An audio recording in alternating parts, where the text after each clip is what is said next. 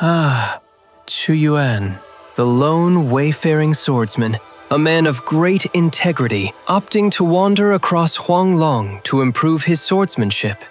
Fame nor high office echo in his mind. I respect that mentality. You're not speaking with vulgar language about him. That's odd coming from you, Captain. I still goon to him, don't worry. You had to ruin the moment. Calm down, buddy bud. Before you get all grumpy, I'd like to talk about him. I've already talked about him in one of our videos. What else can you share? Mainly how I'd prepare for him. Granted, I'm only using leaks as my source of information. They are subjected to change, but I'd like to share my thoughts anyway. I'm waiting. All right, perfect. Now we can talk about obvious info we can brush aside. We already got his element and his weapon. He's arrow and he wields a sword. Not much of a shock. So, which means you gotta clearly farm the metallic drip for his weapon and skill tree. So farm that when you can. I don't know how much, but it's likely above 20. I'm assuming. I think a lot of people know that. But thanks, I guess?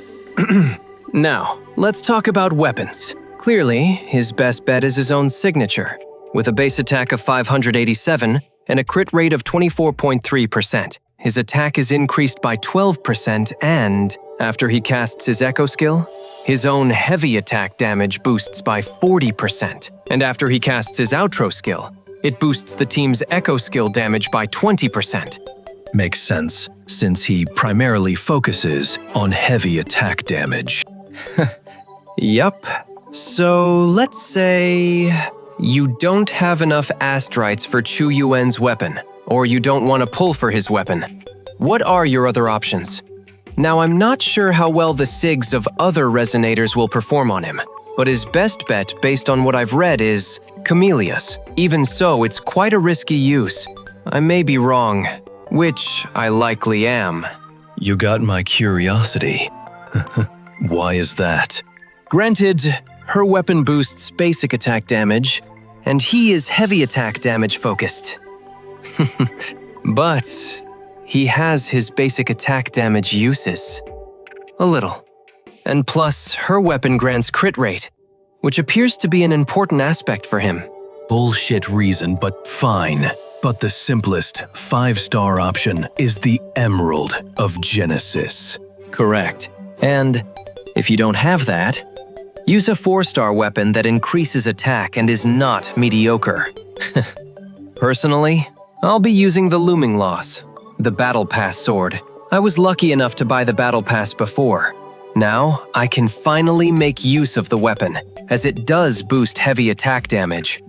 Lucky prick. Now, what of your teams, Captain? Sure, he may be a lone wayfarer, but it doesn't work like that.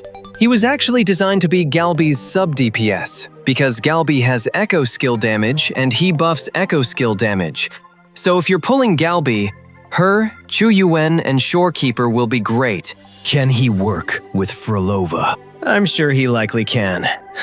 If you use Qiuyuan for Frolova and your third teammate is Cantarella, she can't benefit him, but he can benefit both of them because he boosts crit damage for his teammates. If you want perfect harmony, Shorekeeper will once again be fine. And if you want to use Qiuyuan as a main DPS, Mortify? Mortify. Echoes, a very interesting topic. Honestly, my best assumption is that it has to be a 3-piece Law of Harmony set with a 2-piece Sierra Gale 4-3-3-1-1 Echo set. 4-cost crit rate or crit damage, 3-cost arrow damage, 1-cost attack. It's just an assumption, but it makes sense. Ayuno is not using the Law of Harmony since Fenrico's 4-cost boosts arrow and heavy attack damage.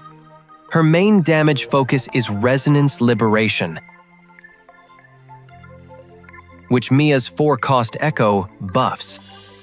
Useful information. You are preparing early. Anything for Daddy Qiuyuan. Bro, just shut the fuck